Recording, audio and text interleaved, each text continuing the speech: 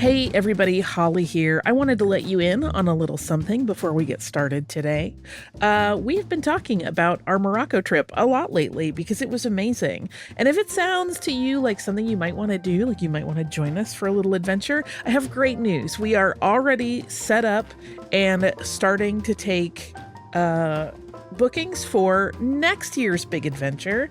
This is going to be Oktoberfest in the Alps, but not just Oktoberfest. We're going to visit Germany and the Czech Republic. The pacing is going to be a little less intense than our Morocco trip, so it will have some time that's a little more like downtime where you can really explore on your own.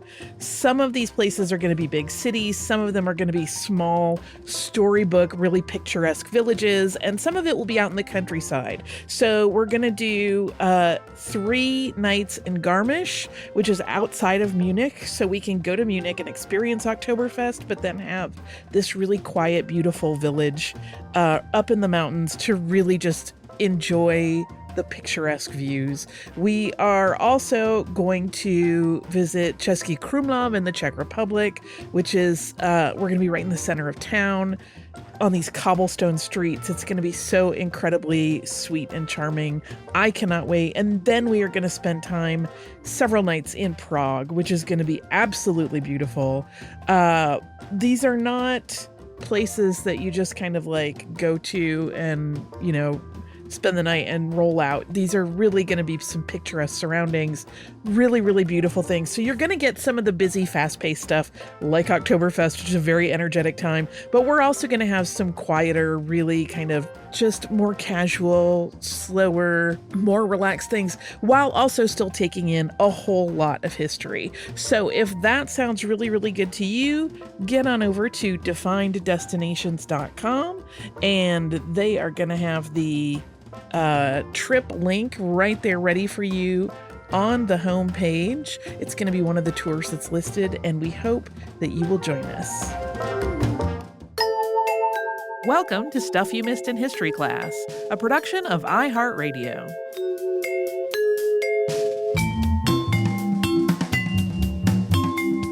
Hello and welcome to the podcast. I'm Holly Fry. And I'm Tracy V. Wilson. I, like many of us, have been thinking about the wild times we're living through. I don't know how you don't, but I've specifically been thinking about how it's discussed in the press because that's often a matter of consternation. But that made me think about Joseph Medill because he was a powerhouse in 19th century journalism, and he made no attempt to conceal his bias when it came to political writing. Medill also had this really fascinating second career due to a big and famous tragedy. So in addition to journalism, he was also a politician. We're going to get into all of that today because we're going to talk about Joseph Medill. Joseph Medill was born on April 6, 1823 in New Brunswick, Canada, just outside the town of St. John. The Medill family was traced as far back as the 16th century French Huguenots who left France for Ireland. Joseph's parents, William and Margaret, moved from Ulster to Canada in 1819 as newlyweds, and Joseph was their first child. In 1832, the family moved to Massillon, Ohio. They had been planning to move to St. Louis, Missouri, but a cholera epidemic halted that journey in Ohio, and they just decided to stay there. They lived in Massillon for several years and then moved to Pike Township. William and Margaret Medill had 5 kids after Joseph, 2 girls and 3 boys. And as William's health began to fail, Joseph became the family patriarch. But he also wanted an education, so while he worked in various jobs to bring in money, one day a week he walked 9 miles to Canton, Ohio to meet up with basically any teacher there who would help him, leading to this sort of patchwork, haphazard, but surprisingly thorough education. He did a lot of reading and study on his own. He was truly an autodidact, and so then he would use these occasions where he had a teacher in front of him to get clarity on any of the concepts that he struggled with. He had hoped that he could eventually go to college, but the family's home burned down in 1844 and all of their savings with it, so that was not going to happen. But he did gain enough knowledge through his own self-study to get a teaching job at a country school. But it turned out he hated teaching. The wages were low and the demands were high. I don't know why that really made me laugh because I read this already. I knew that was what you were going to Oh, say. God. He wrote about it, and he says some very slurry and pejorative things about it, about how wages are calculated. But he basically lists out all the things he's expected to do in a day and all the students he's supposed to deal with and all of their things that he's supposed to do one-on-one with them in a classroom that is already he just hated it and cataloged everything about it he didn't like. During this time, in addition to all that, Joseph met a young woman named Catherine Patrick who went by Kitty. Kitty's father, James, was Irish, and her mother was also named Catherine, and she was descended from some of North America's early European colonists. Kitty's father was a county judge, but he also served as editor of the local paper, the Tuscarawas Chronicle, and Joseph started spending time in the paper's offices. He picked up various skills there, including the mechanical part of running a paper, like typesetting and running a press. But he also got his earliest taste of journalism writing there.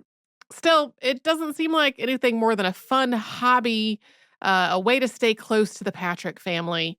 And soon, Joseph got an apprenticeship with a lawyer. After 2 years as an apprentice, Joseph passed the bar and was ready to practice law, and he was able to start a practice with a man named George McIlvaine. This was a really important time in Medill's life because he made a lot of professional connections that would be integral to his career down the road. Two of the lawyers he became friends with in his early law career were Salmon Chase and Edwin Stanton. Keep those names in mind, they're going to come up again later, and if you know about presidential history, you might already have done the math there. But though these connections were important to him, it also turned out that he didn't really like practicing law very much either. Journalism did still appeal to him, though. In 1849, he quit law and he purchased a newspaper in Coshocton, Ohio called the Coshocton Whig, which he renamed the Coshocton Republican. Medill positioned the paper's content as constantly touting that the Whig Party was on its way out, and the then third party Republicans were the ones to get behind for anybody who supported anti-slavery legislation.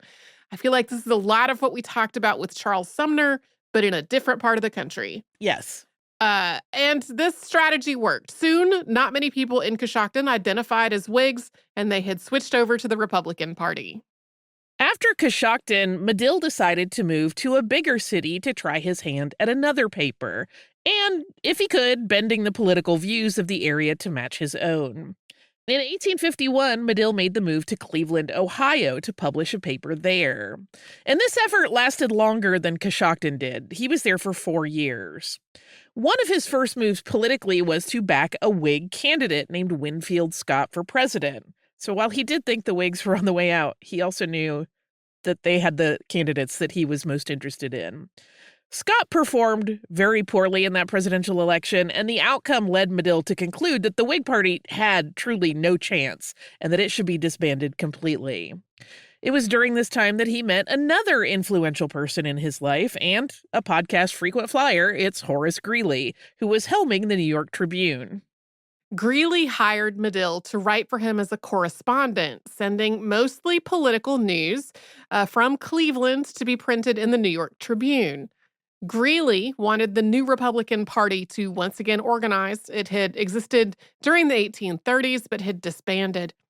After debate among the people interested in the new party, it was decided that they would simply go with a Republican, a name that Medill claimed credit for.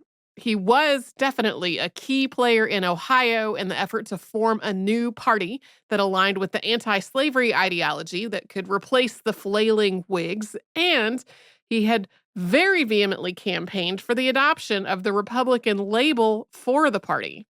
Joseph married Kitty Patrick on September 2nd, 1852, and she became his partner in business to some degree as well as in life. Because she had grown up in a journalism family, she knew how to set type, and she often did so for Joseph's paper, the Cleveland Leader. The couple welcomed their first daughter, Catherine, in the summer of 1853. Coming up, we will talk about a big move for Medill, and before we do, we will pause for a sponsor break.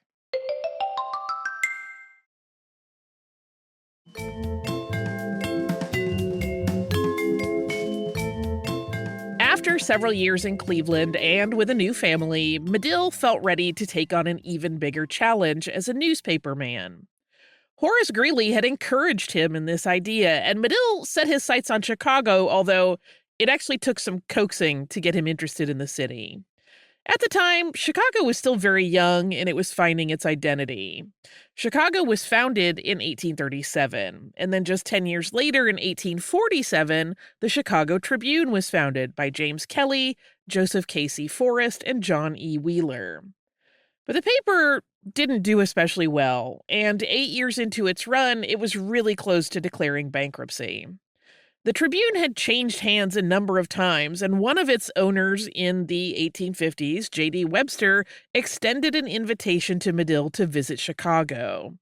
That invitation was followed by an offer to become the struggling paper's editor. Initially, Medill did not want this job. He was busy with his work at home in Cleveland, and his family was growing. But Greeley really nudged him and also introduced him to somebody who would be part of his business going forward. That was former physician Charles Ray, who had quit medical practice to promote anti-slavery messaging through his own paper. Greeley thought that together these two men could really do great things in Chicago. And after meeting, so did Medill and Ray. Medill did not take the offer of editor, though. He and Ray joined forces and purchased a controlling interest in the Chicago Tribune. They were not the sole owners. Two of Medill's Cleveland associates, Alfred Cowles and John Vaughn, also bought in, and two existing owners, Webster and Timothy Wright, also stayed. They were part of this new purchase deal. In the new arrangement, Medill owned a third of the paper, which is the largest share, and Ray owned a quarter. Yeah, he still did become editor, but not an editor for hire. He wanted to work for himself. And with Medill at the helm, the Chicago Tribune turned around, and it did so really rapidly. Within months, subscriber numbers had doubled, and it was due to the very decisive editorial leadership that he provided. He drove the tone of the writing for the Tribune, and the paper increasingly featured hard news with a political bent.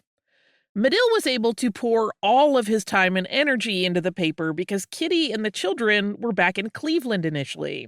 They didn't join Joseph until after his first year, when the family moved to Washington Boulevard near Union Park. And as the paper was growing, one specific person walked into the paper's offices to subscribe, and that person would change Joseph Medill's life forever. That person was Abraham Lincoln. At that point, Lincoln was practicing law in Springfield after having finished his term in the U.S. House of Representatives. He stated, while at the Tribune's office, that he was subscribing because of the paper's changed leadership.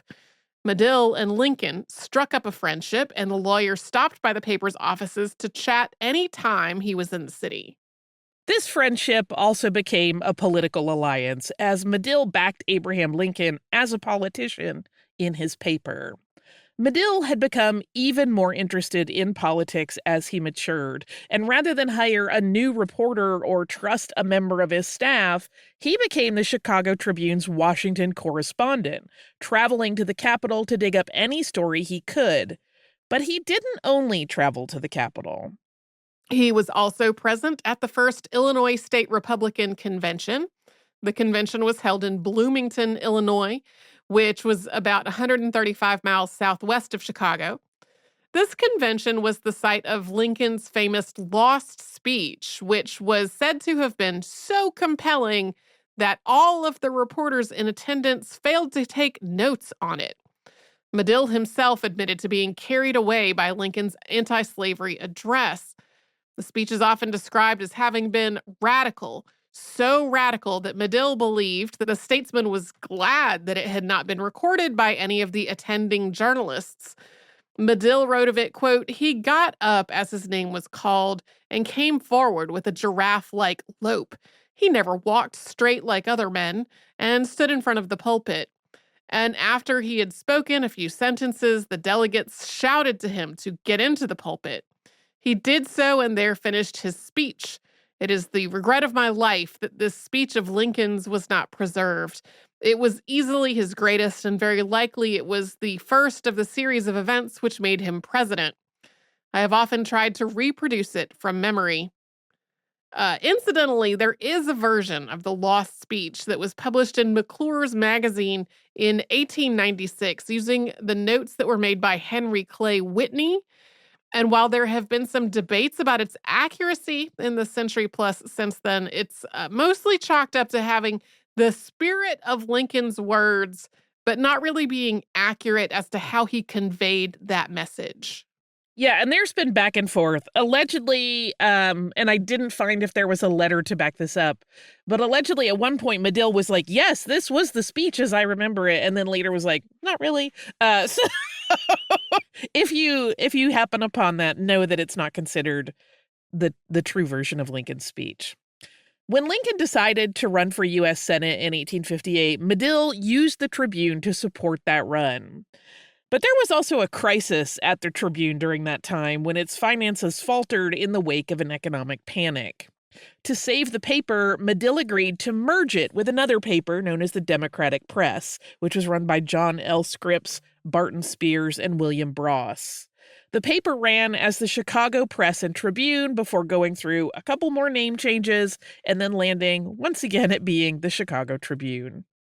When Lincoln ran for president, the Tribune again backed him, even going so far as to keep him in the loop on information they got as the campaign played out so that he could address that information if needed. Medill was also very active in the Republican Party and used his influence to help Lincoln's run, starting with the nomination and going right through to Election Day. There was no way to claim the Tribune was unbiased in the news coverage. The coverage of political events and editorials were always slanted very heavily in favor of a Lincoln presidency.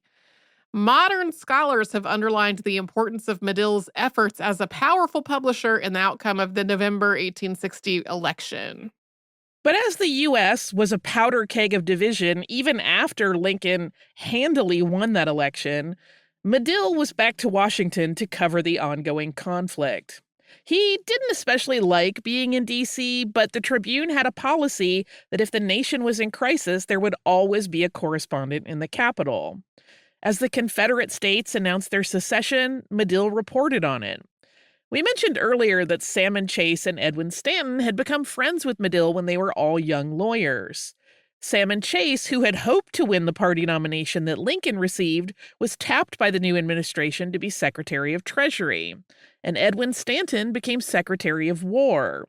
So in addition to being friends with the president, Medill also had other contacts high in the government to get information when the commander-in-chief was busy.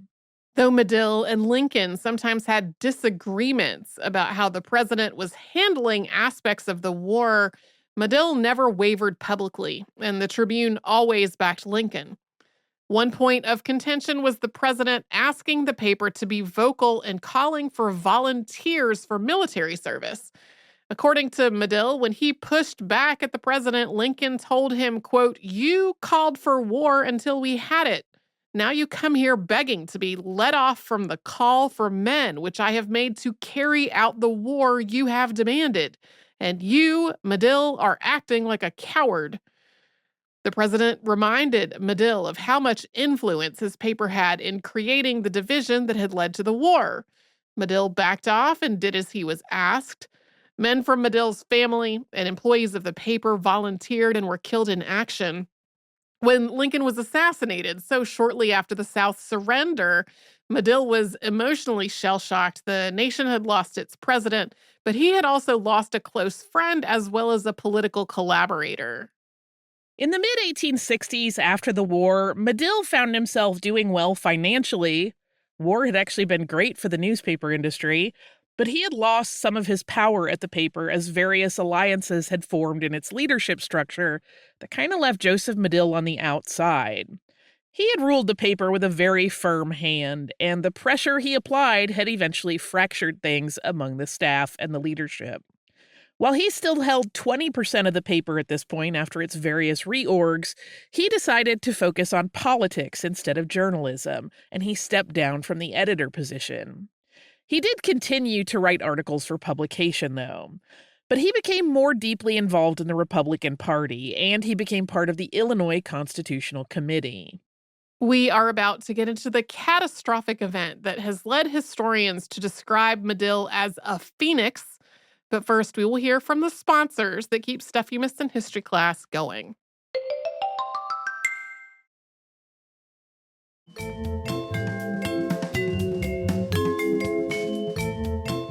On October 9th, 1871, the Great Chicago Fire devastated the city.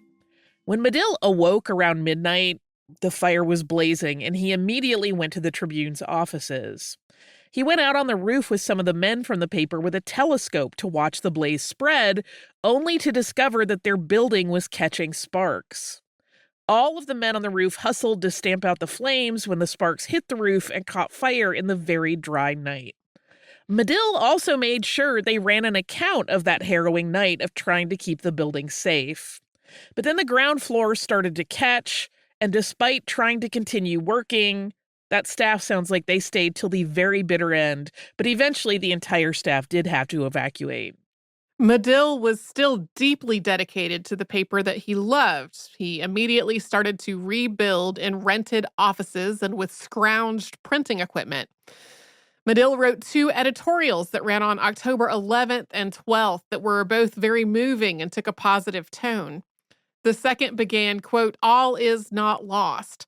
Though $400 million worth of property has been destroyed, Chicago still exists. She was not a mere collection of stone and bricks and lumber. Those were but evidence of the power which produced these things. They were but the external proof of the high courage, unconquerable energy, strong faith, and relentless perseverance which have built up here a commercial metropolis." The fire created a whole new chapter of Medill's life. He became an iconic figure of the city around the globe as his words were reprinted, and soon a new political party called the Union Fireproof Party formed and nominated him as their candidate for mayor of Chicago in an election that was scheduled to directly follow the tragedy. So 4 weeks after the fire, Joseph Medill was elected mayor of Chicago while the city was still reeling from the blaze and its aftermath. His inaugural speech was quite something, and we're going to quote a lot of it. Unsurprisingly, he talked about the fire a lot, outlining just how devastating it had been to the city. Quote, "I have been called to the head of the city government under extraordinary circumstances. A few weeks ago, our fair city, reposing in fancied security, received a fearfully tragic visitation from fire, which in a few brief but awful hours reduced a large portion thereof to ashes, cinders, and smoke, consuming one grand division, leaving but a fragment of another, and inflicting an ugly wound on the third. In a single night and day, 125,000 of our people were expelled from their homes and compelled to flee for their lives into the streets, commons, or lake to avoid perishing in the flames. Many lost their lives from heat, suffocation, or falling walls. How many may never be known, and the multitudes who escaped were fain to seek shelter and food at the hand of charity. The greater part of our citizens not burned out of their homes, lost their stores, shops, offices, stocks of goods, implements, books, accounts, papers, vouchers, business, or situations.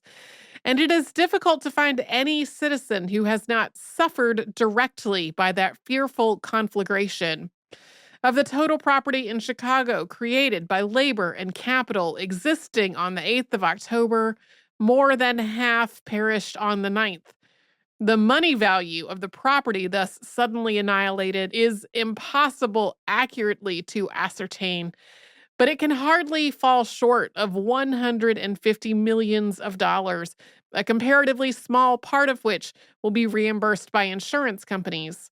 Such a tremendous loss cannot befall the people at large without seriously affecting their municipal affairs. In a move that was unusual and surprisingly transparent, as his inauguration speech continued, he listed out the hard numbers of the city's debt. And it almost starts to read like a meeting agenda for a corporation rather than a mayoral inauguration address. He stated that as of December 1st, 1871, the city had $14,103,000 in bonded debt. And then he broke that down by line item, and then he added in the city's floating debt. And he stated that the expenses for the city to run for the rest of the year were going to be about $1,141,000.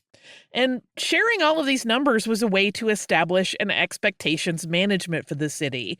Medill really wanted his constituents to understand what their taxes were going to, particularly at a time when so much recovery had to be done following the fire. He was particularly troubled by the way city expenses were handled even in good times, and he said so. Quote, "From time immemorial, it has been the practice of the municipal government to anticipate its revenues from 9 to 12 months before they are received, a practice which I unqualifiedly condemn as imprudent and improper, and which I trust will be reformed at an early date. The city taxes are collected in the spring, but as fast as they are paid in, they are needed for the liquidation of floating debt and accumulated claims. And when these are settled and receipted for, the year's taxes are exhausted. And for the residue of the fiscal year, the government is supported by borrowing from special funds or the banks, by issuing certificates of indebtedness, or resorting to other financial devices. This is all wrong. There should always be in the Treasury a sufficiently large balance to meet current expenses."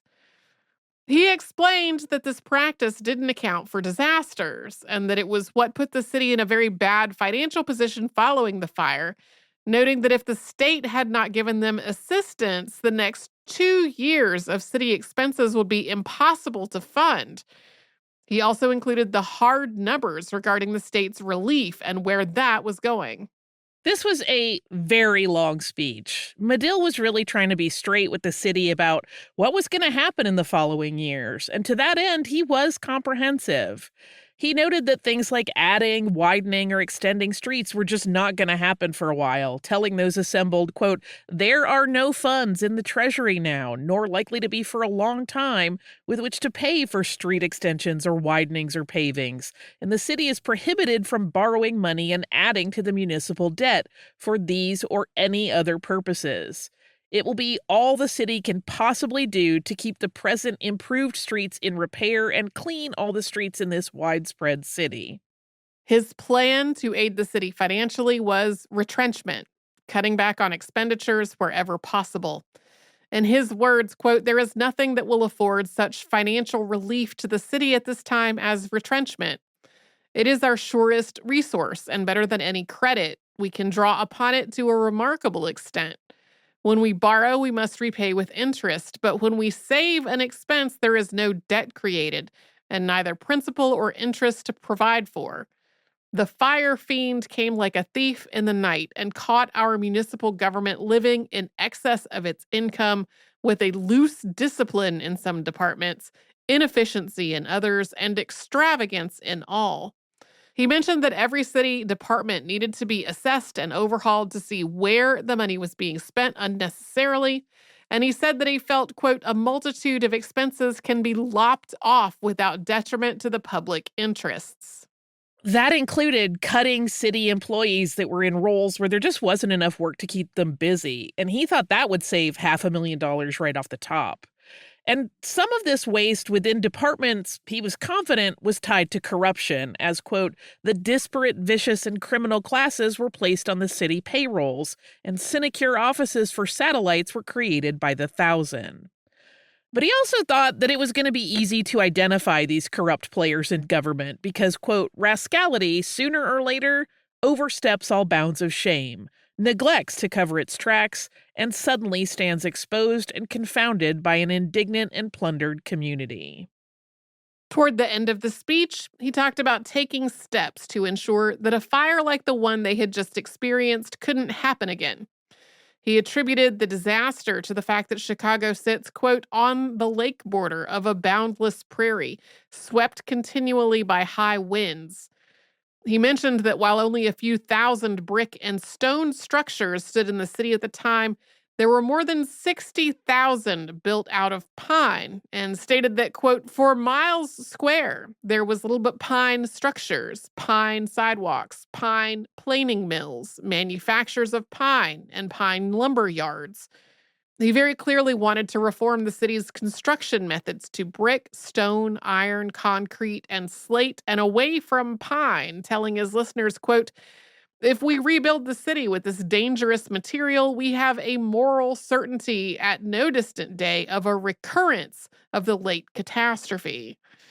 He proposed that there should be no wooden building erected in Chicago going forward, with the exception of very temporary structures, and that the city's elected officials needed to develop a well thought out fire ordinance and to develop a robust system of supplying water to fires.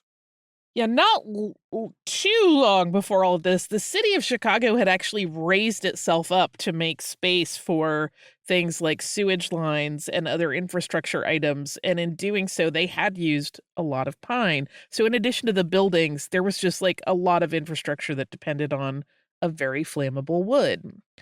And all of this proposed reform, he believed, was what the voters wanted, saying, quote, if I comprehend the meaning of the recent municipal election, one of its chief purposes was to secure the reforms and economies which I have named, and the people will be bitterly disappointed and indignant if they are not fairly carried out.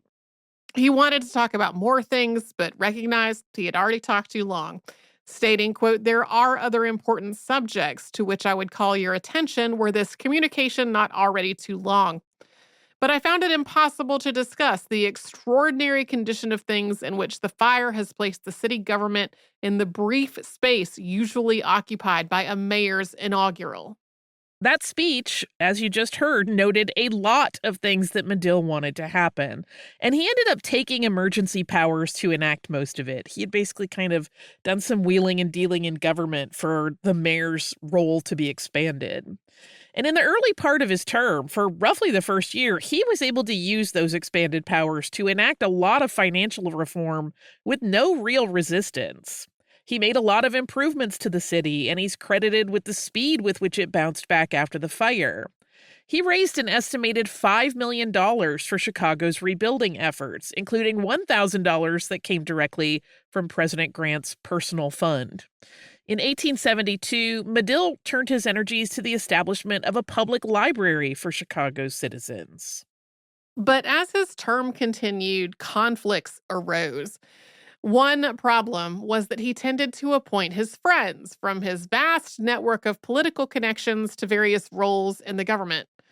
While these men were usually experienced, they were probably capable, they often did not come from or represent the people of the districts where they worked. They were all white Protestants. That meant that a lot of people in the city were being represented by people who just didn't understand their lives and were making decisions about their neighborhoods. Immigrants got very little representation in the government. If you've remember any of our other episodes about 19th century Chicago, it had a very large immigrant population, a lot of racial diversity as people moved north from the South, freed people moving north. And that just was not what the city government looked like at all. Yeah, none of those people had anyone to really represent them. The stress of the job of mayor, as people shifted from unilateral support to challenging his decisions, took a toll on Medill's health. The final 3.5 months of his mayoral term were served by Chicago City Council member Lester LeGrant Bond, who was appointed by Medill. Joseph went on a trip to Europe to rest at the behest of his doctor. Although he finished on a leave of absence, and at that point not everybody was a fan, Medill was still offered a lot of high-profile positions within the U.S. government in the years following his trip, but he wanted to go back to journalism. When Medill and his family got back to the U.S. after a full year abroad, Joseph was a man with a mission, and that mission was to get his paper back. He had acquired some additional stock here and there, but not enough to get a controlling interest. He borrowed a staggering $300,000 from Marshall Field to purchase 600 additional shares of stock, which tipped him over 1,000 shares total, which was enough to control the publication. He reinstalled himself as editor, and he stayed in that job until the day he died. This also marks a shift in his political use of the paper. While he had taken a fairly progressive and liberal stance when it came to Lincoln's presidency, and specifically the issue of slavery, when it came to labor and government management in these later years, he was a lot more conservative after his time in office. Just as he had used the paper to promote Lincoln's agenda, he started using it as an anti-union outlet once he was the controlling shareholder. In late 1898, Medill's doctor told him he needed to spend winters in a drier climate than could happen in Chicago, so he traveled to San Antonio, Texas. It was there that he died on March 16th, 1899. Kitty had died 5 years earlier. Medill's doctor released a statement that ran in the papers saying that he had been in good health overall until near the very end. His cause of death was heart failure. He was reportedly awake and lucid until the very end of his life, and his last words have been reported as, "What's the news this morning?" Medill's journalism legacy continued in his family. 3 of his grandchildren, Robert R. McCormick, Joseph Patterson, and Eleanor Patterson, all became publishers of high-profile newspapers. Robert worked in the same role as his grandfather at the helm of the Chicago Tribune. He might be a future episode. The Tribune got much more conservative under his leadership. And in 1921, the Medill School of Journalism was dedicated at Northwestern University. Do you have some listener mail before we close out the episode? Oh, I do, and it delights me utterly. This is from our listener, Catherine. I feel like this is a day of Catherines in this episode. Catherine writes, "Hi, Holly and Tracy. After the episode featuring Rebecca Raccoon, I wanted to write in with this story. I work at an animal shelter, and many years ago, we were able to move operations to a beautiful new building.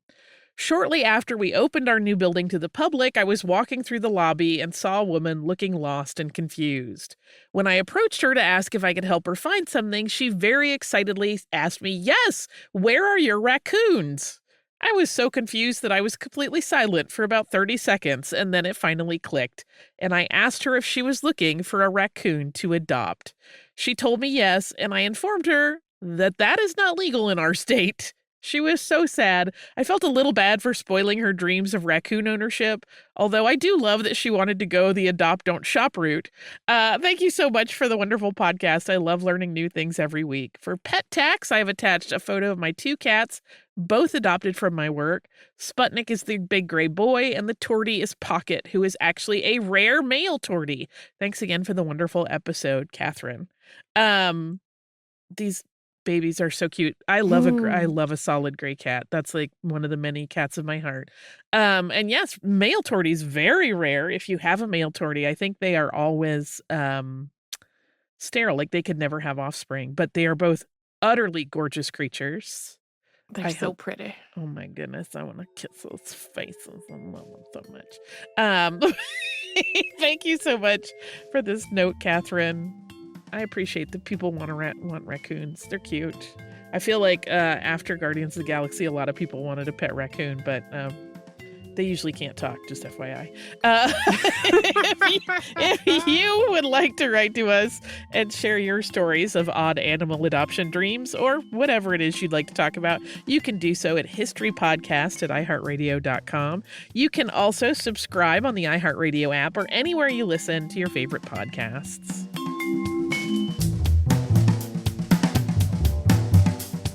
Stuff You Missed in History Class is a production of iHeartRadio. For more podcasts from iHeartRadio, visit the iHeartRadio app, Apple Podcasts, or wherever you listen to your favorite shows.